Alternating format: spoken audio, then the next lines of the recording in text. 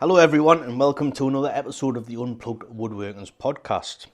So, a very Merry Christmas to everyone. I hope everyone got everything they wanted and, they're having a really good time. As everyone knows, it's been a bit of a year. So, as I said, I hope everyone's having a good time over this Christmas period. So, what have I been up to? I have been making a bench. I did take a little bit of time away from it, just with the run up to Christmas. I was feeling a little bit run down, to be honest. So I did take a little bit of time away from it. Although I am back at it already, trying to catch up on orders. So I'm busy doing that. There should be a picture in the next couple of days.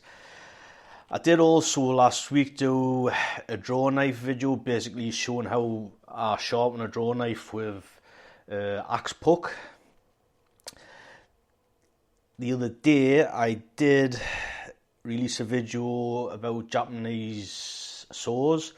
I think there's about 6 saws and I go into a little bit of detail on each of them. I do give a few little details, specifically more on the Ryoba saw, but that kind of carries across to the rest of the saws as well. So if anybody's interested in knowing what Japanese saws are for, the different types, that might be a video you want to check out. There will be a link obviously in the description to all my content, so go and check that out if you want to check that out. And so today I am going to recommend some tools. So probably quite a lot of people would have got money for Christmas. It could be anywhere from £10 up to who knows what.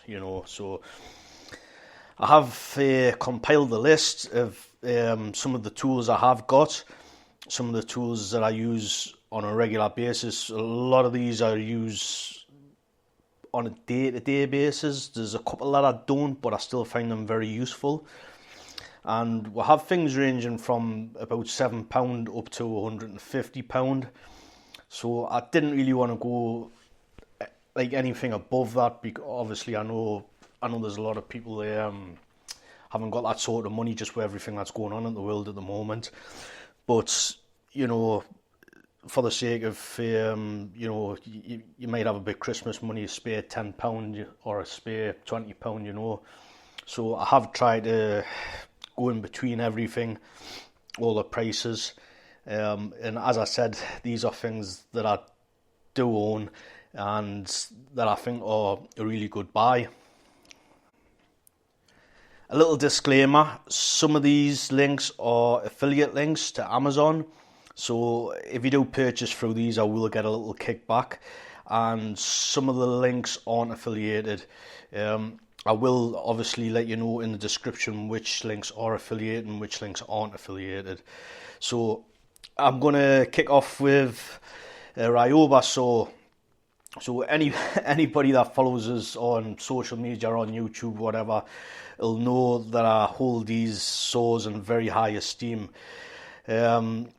The particular saw that I own is a Gyuko, if I'm pronouncing that right. That is spelled Gyukucho. I've never had any issues with this brand. I have tried a couple of other brands. I haven't been happy with them, so I'm just sticking with this one. Like I said, I've never had an issue with it. So I did mention earlier on, I did do a video, so if you want to go and check that video out, there will be a bit more detail in the video, plus I do some demonstrations. So for the sake of this podcast, I will reiterate some of the stuff that I did put in the video. So what can it do? Or should the question be, what can't it do? So yeah, you can tell I really like these saws. So it basically, it's for anyone that really doesn't know, it's a rip saw and a crosscut saw. The particular one that I've put a link to, it's 200 and the blade is 240 millimeters, and it's you can do a lot with these saws. I mean, I've done everything from cut joints with them, rough timber outs, basically roughly cut at length. I've precisely cut at the length. I've cut curves, I've cut circles, I've cut arm bows out with these. You can check all this out. Some of it's on my social media, some of it's on YouTube. I mean, when I done a video on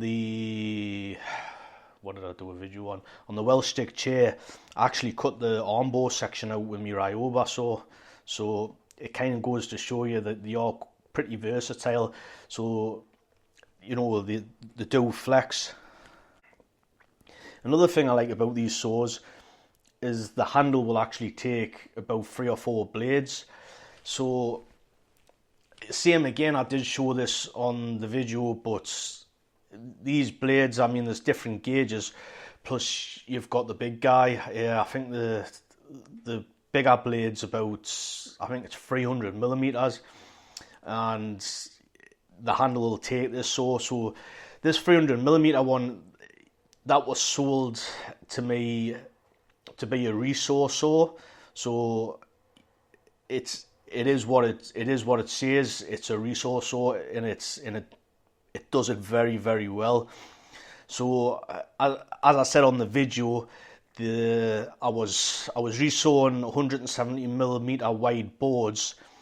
They were about 500 millimeters long, and I was using the Western style saw, and I took it from roughly 45 minutes down to 15 minutes with this saw. Bearing in mind this saw blade was actually brand new.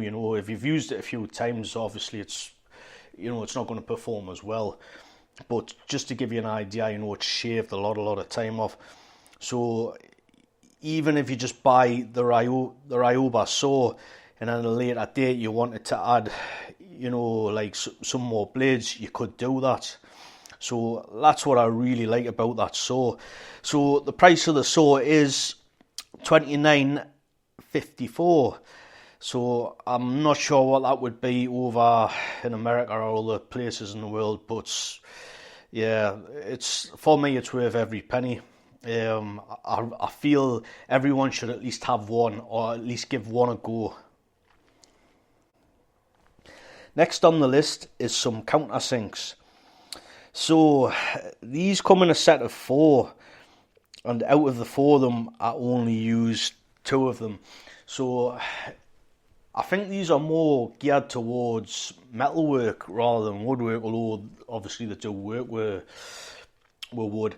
So they're a bit different compared to other countersinks in the fact that they've got a hole on the diagonal, and as you turn the piece, it's kind of the hole that does the cutting. It's a bit hard to describe. But over the years, I've used countless different types of countersinks. I've owned quite a few, obviously different designs as well. And these are the cleanest I've ever had. These are titanium coated.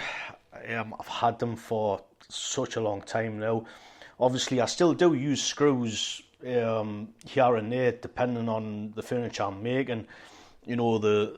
The clients might not want to pay for dovetails. They might want to just pay to get something screwed and glued together, and that's what happens. The larger one, I do actually use that quite a lot when I've been building benches. Whether it be the Roman workbenches, the poor man's workbench, what I built. I used on, what else did I use it on? The English bench, what I built, ironically what I don't use. So the larger one's really good for 3/4 inch holes, and it'll actually put a nice chamfer on the inside, so you can put your hole fast in. It's a bit of like an entry point, if you like, a bit of an ease into the hole for for your dogs or your hole fasts, So 2 of them I only use, as I've said, but the 2 I do use on like quite regularly, So and they last for such a long time. They still feel as sharp as what they did when I first bought them. That's probably because I'm using them on wood and I'm not using them on metal. Obviously these are titanium coated, so if you're only going to be using them on wood, who knows how long they're going to last. You might get a lifetime out of them. So just because of that, I think they're really worth getting. And I think there's a couple of different types you can get. I think the one I've listed is $13.99, and you get a set of 4 of them. And as I said, I think you're going to have these probably a lifetime. The ones I've got just don't seem to get, they're not showing any signs of dulling at all, which is a bonus for me. As I've just said, if you're going to be using them on metal, I cannot really comment on it because I don't use them on metal. Next, we have a Shinto rasp. So every now and again I will showcase the Shinto rasp, whether it be on Instagram or YouTube or whatever. They are absolutely excellent tools. The one I've got, I must have had for nearly, who knows, maybe about 5 years, something like that, maybe. And it's the same again. It doesn't seem to get dull, and I do use these on a regular basis. If I'm rounding over a corner, it gets used. If I'm doing round tenants, it gets used. Any sort of like exterior curve. I mean, same again. Even when I was building the Welsh stick chair, on the seat, the back end portion of the seats, it's obviously curved. It got used on there as well. They're very, very good at what they do. So for anyone that doesn't know what they are, imagine a file with teeth, with tiny saw teeth. That's basically what they are.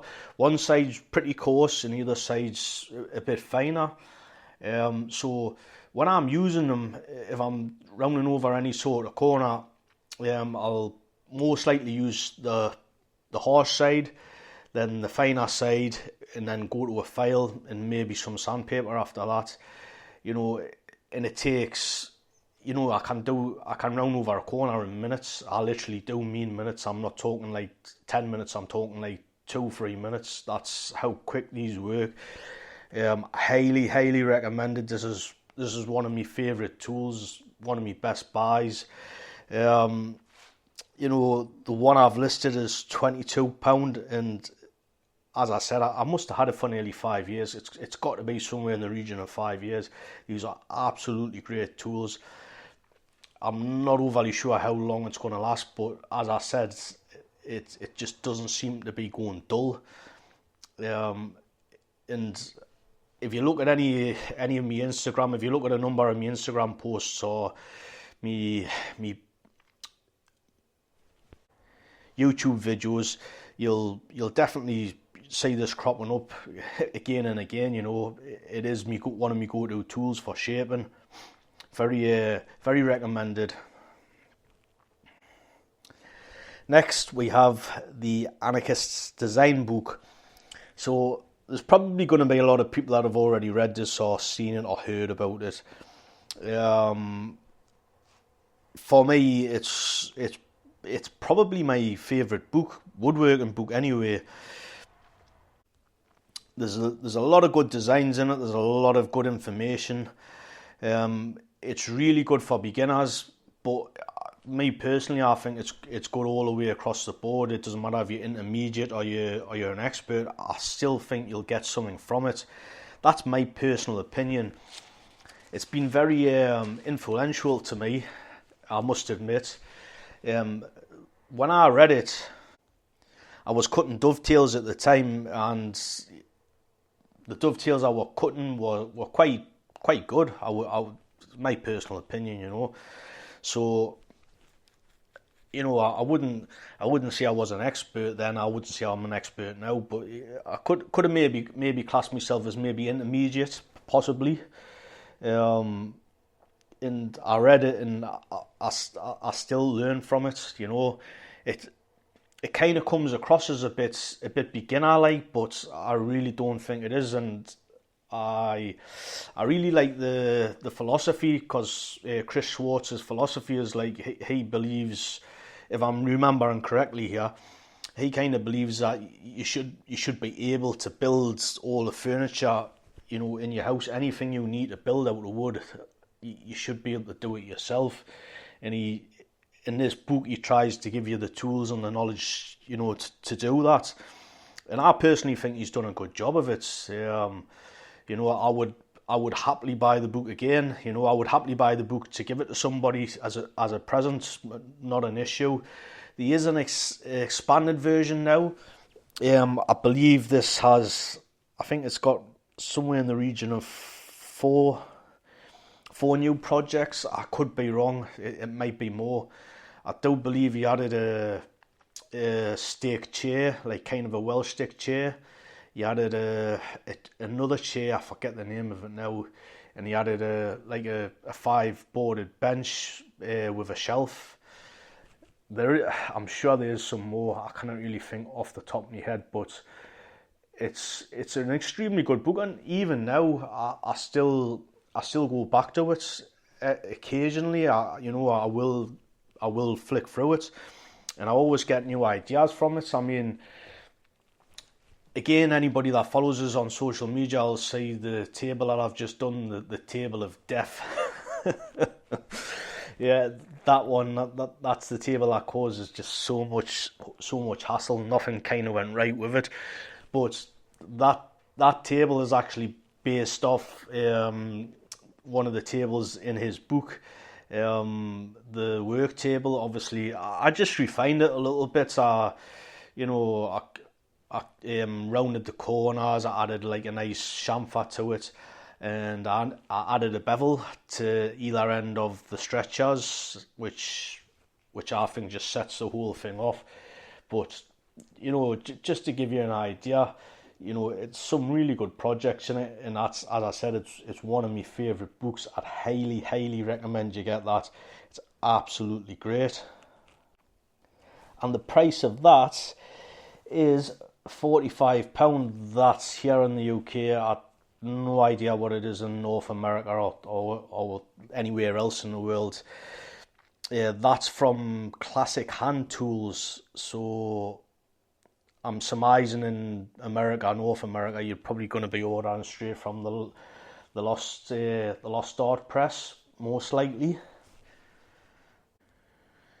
Okay, so next on the list is a Quishang number 45 plough plane. Now, this is the most expensive on the list. This comes in at £159.50.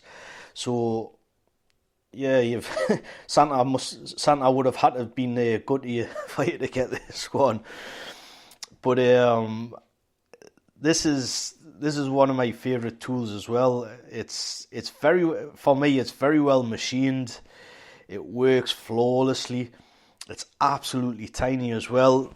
The only issue with this is if you've got really big hands, you might struggle to use it, I would think. I've only got small hands, so it's just right for me. I really like this plough plane.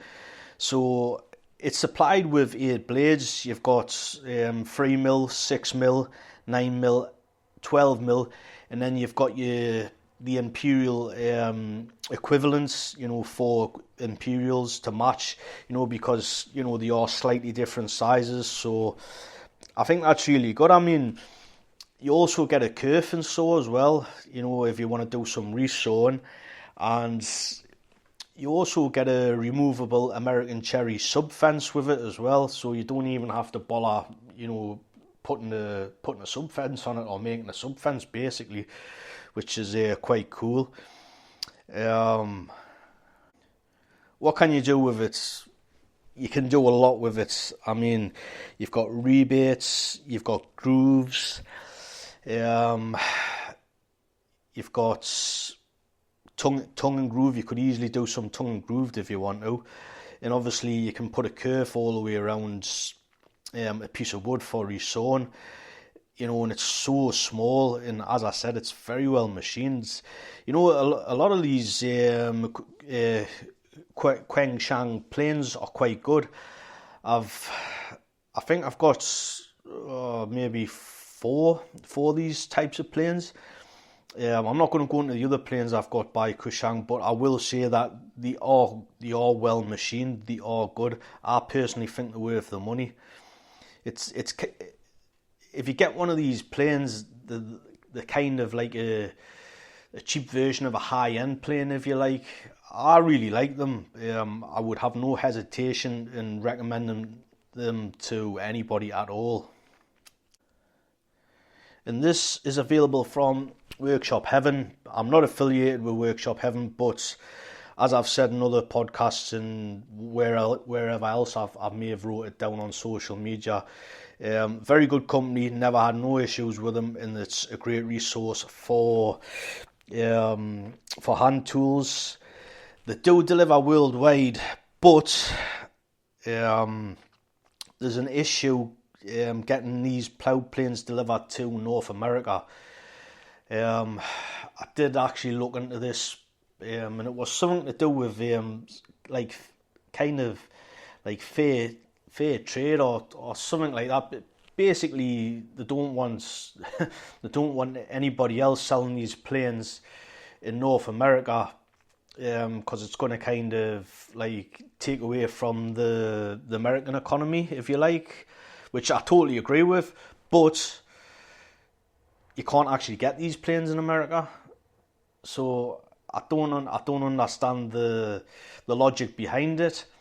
You could actually get these planes from Workshop Heaven, and get them shipped over, and you're getting them from a good reputable company, and nobody in America is making them. So, it makes sense. If somebody in America was making them or shipping them in or whatever, that's fair enough, but they're not. So, I really don't understand. But it's actually written on the Workshop Heaven website as well, on the listing. Basically, we can't ship to North America. I think it's ludicrous myself, but hey ho, whatever.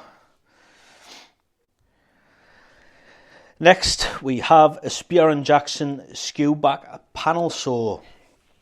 So, I have had one of these for maybe about 2-3 years, about 2.5 years, I'm going to say.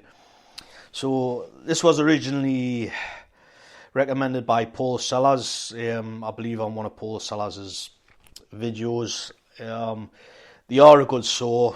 I can't argue with that. I'm going to have this saw for a long time. It's probably going to be a lifetime saw, I would imagine.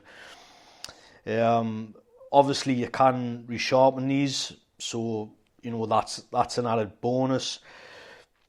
I'm not overly keen on the handle with them. The handle's not, how should we put it? It's not as comfortable for me because I've only got little hands, and it's not very well formed, I don't think, compared to some of the more expensive ones. But this comes in at £24.16, so I really shouldn't be complaining, because it is a good saw, other than the handle. But if you can get away with a handle, which I can't, to be honest, I'm just having a moan about it, or rather, I'm letting people know. I would still highly recommend it. As I said, it is a good saw. You can cross cut with it, you can rip cut with it, although I wouldn't be ripping like a lot with it. Obviously, it's a panel saw, so originally these would have been ripping down panels. But as I said, I wouldn't be I wouldn't be doing quite a lot of ripping on it. But it is a good saw, and as I said, I've owned one of these for about 2.5 years. I've actually been using it quite a lot lately. So yeah, I'll highly recommend it, definitely. So next on the list is a Swanson Speed Square. This is 1516, and this is actually shipped from America. For all those English people that are listening in.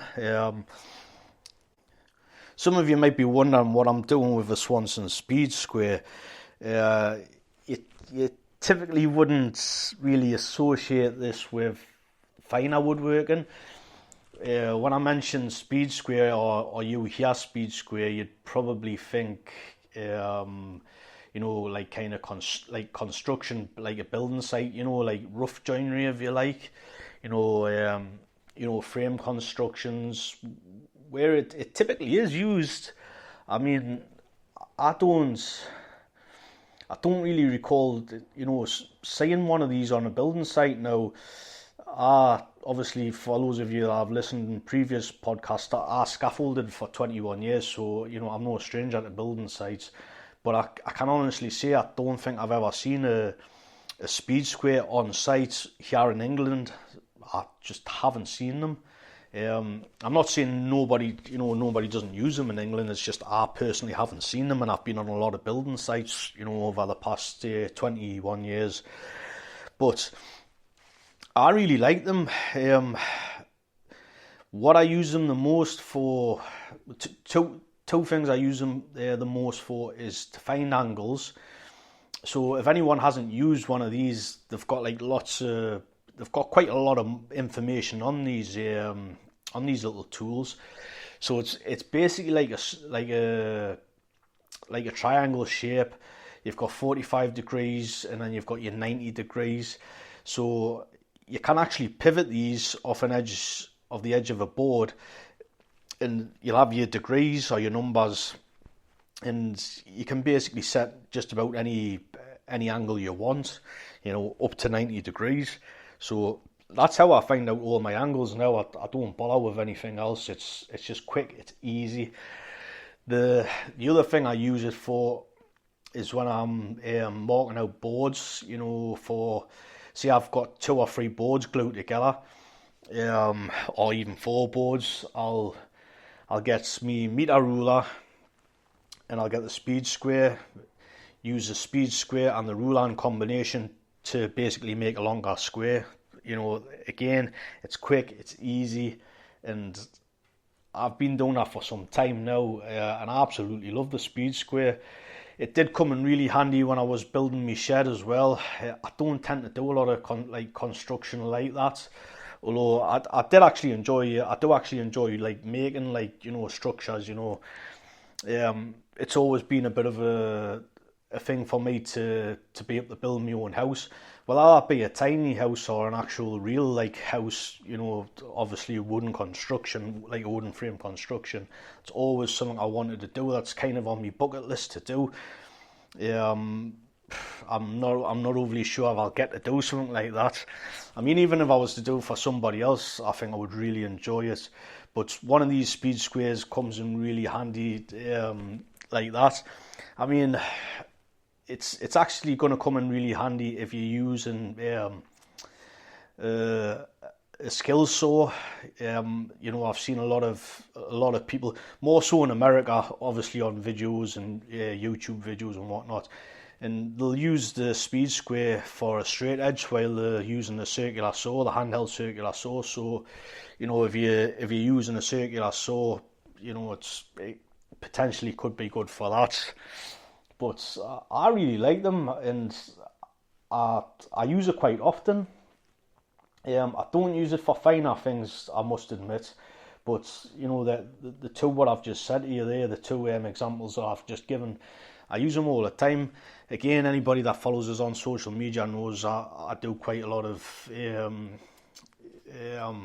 like a lot of the legs I do have splays and rakes in them, so obviously I've got to find those angles on a regular basis. So it's really good for finding angles, so that's what I use it for. And obviously, when I see them again, anyone that follows us will know that I do a lot of furniture with like 2 and 3 board glue ups, so it does get used a lot.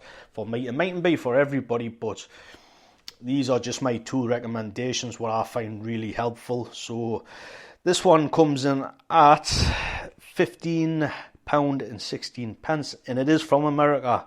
So anyone that's ordering in the UK, you're probably going to have to wait that little bit extra time. But I think when I ordered it,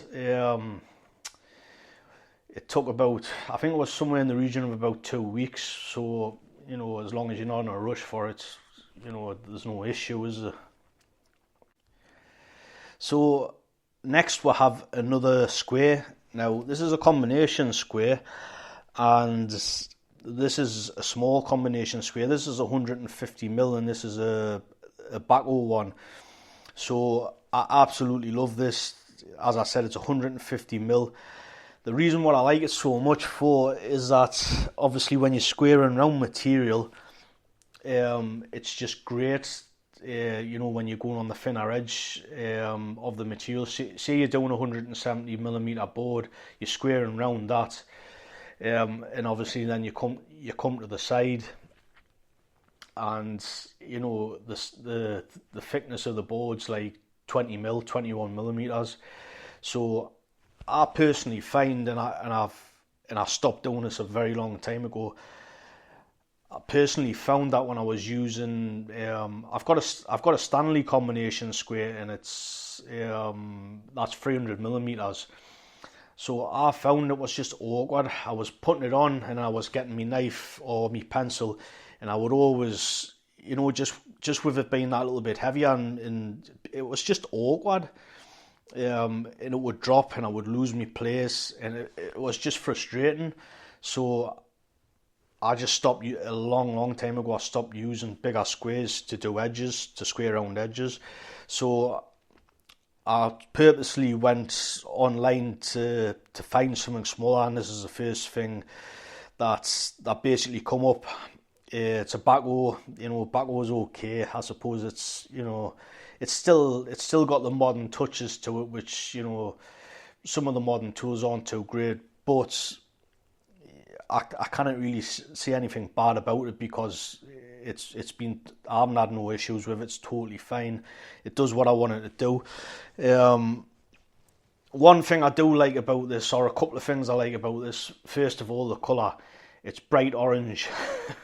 I'm as blind as a bat, so when I'm looking around in my workshop, because I'm absolutely terrible, you've no idea how much time I lose just looking for things. It's my own fault because I'm a little bit lazy and I don't put things away, but I lose a lot of time looking for things. I'm really going to have to get into the habit of like clearing up after myself, because it's just costing us time at the end of the day. But what I will say about this, with it being bright orange, it sticks out a mile, so it is rather easy to find for me. So that was one of the selling points for us. What else I like to do with this, I do like to, if I've got any parallel lines to draw, to use it, to trace some lines down the length of a board. I do actually use it for that. Ironically, I did actually build a pencil gauge, which I never ever use, but hey ho, it's probably, this is just always to hand. This is something I use like every single day. This is, this would be in me, well it's actually in me little caddy. All the tools in me caddy are like kind of the tools that I use like every single day. I'm pretty much nearly guaranteed to pick one of those tools, like numerous of those tools up every single day. So that was the whole idea behind the caddy when I actually built the caddy. And there's a video to the build. If you just want to check that out, there'll be a link in the description. But the idea with the caddy was to basically be able to pick the caddy up and take it outside, more so in the summer, because it's same again, if anyone follows us, I know I love to be out in the sun during the summer months and build furniture basically. So the idea was to be able to pick it up, take it out, and I had the majority of the tools that I use on a regular day-to-day basis. The tools that I carry in there I kind of consider to be essential. With the tools that are there, you can build quite a lot of furniture with them. So yeah, that's that little square. It's actually got its own little home in the caddy. So it's like £7.40. and I think for that price, it's an absolute steal. It's just buy one. Put it that, just buy one. You'll not be sorry. Personally, I think so anyway. So next, I have a Kwangsong number 101, and this is a small block plane. I tend to call this a Lufas plane. I think you probably could class it as a Lufas plane. It's so small. It's like, I've only got small hands and it fits in the palm of my hand, which might be a bit of an issue if you have got large hands. It's probably not the best plane to be getting, but I absolutely love this. And same again, this has got its own little place on me caddy. I use this. This could be used to do end grain, to clean up end grain. I've used it. I use it quite regularly to do chamfering. Quite a number of things, to be honest. If it's sharp, I'll pick the thing up. But that's pretty much with the three of me planes. whichever tends to be sharp, the sharpest, I'll just pick that plane up and do it. Use that plane, whether it be me number 4, me number 5, or me little block plane, the 101. Those are me three go-to planes. Basically, I do own other planes, but I normally do go for them ones. Another thing I like about it is it's so light. Obviously, because it's so small, it's so light. I'm not a big fan of heavy planes. That's why I like the Stanley number 4 that I've got. It's got a corrugated bottom, and that feels a bit lighter than just the flat bottom. So that's quite a light plane, and I like that. I have actually got a bit of a larger block plane, and I'm not overly fond of it simply because of the weight of it. It feels a bit clumsy in my hands. That's probably because my hands are so small. But going back to the 101, if you've got probably small hands to medium hands, you'll probably enjoy using it. I would have thought. As I said, it is one of my go-to planes. Another thing as well, if you're in the workshop and you possibly wear an apron or some type of overalls, it's so small you can actually just put it in a pocket, And sometimes I will do that. I'll obviously it's winter time now, so I am wearing a lot of jackets, so I'll just stick it in my jacket pockets. Depending on what I'm doing, sometimes I might have a lot of small chamfering to do, so it's just nice and easy just to put it into a pocket and take it out when you want to do the chamfering if you've got 4 legs or whatever. As I said, I really like it, so I would recommend it. This comes in at £54.50. Yeah, I would. As I said, I would definitely recommend it.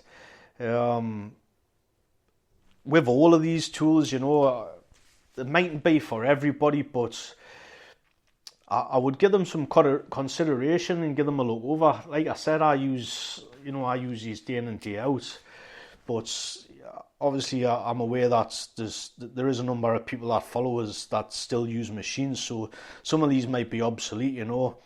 You might want to buy a plough plane, if you're still using a router or a router table, or even your table saw. You might do your grooves with a table saw or whatever, But this is just my 50p worth, if you like, So I think that's pretty much it for today. So if any of this is interesting to you, if you want to check these out, as I said, there'll be links in the description.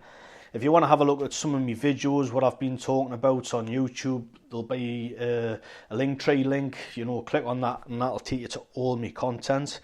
So with that, I'm going to wish everyone another very Merry Christmas and have a Happy New Year, and I'll speak to you guys later.